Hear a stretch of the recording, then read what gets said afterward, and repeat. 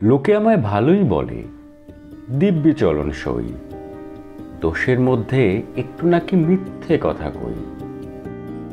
ঘাটশিলাতে যাবার পথে ট্রেন ছুটছে যখন, মায়ের কাছে বাবার কাছে করছি বকম বকম।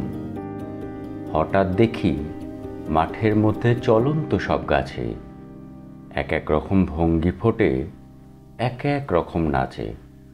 ওমা, দেখো নৃত্যনাট্য, যেই বলেছি আমি।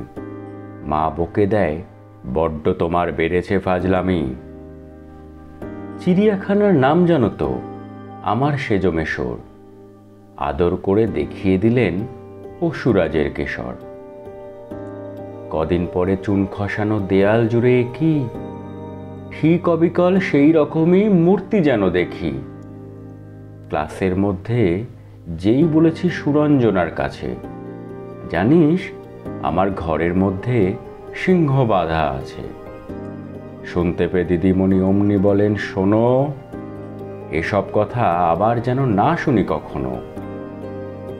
বলি না তাই সেসব কথা সামলে থাকি খুব, কিন্তু সেদিন হয়েছে কি এমনি বেয়াকুব। আকাশ পারে আবারও চোখ গিয়েছে আটকে, শরৎ মেঘে দেখতে পেলাম রবীন্দ্রনাথকে।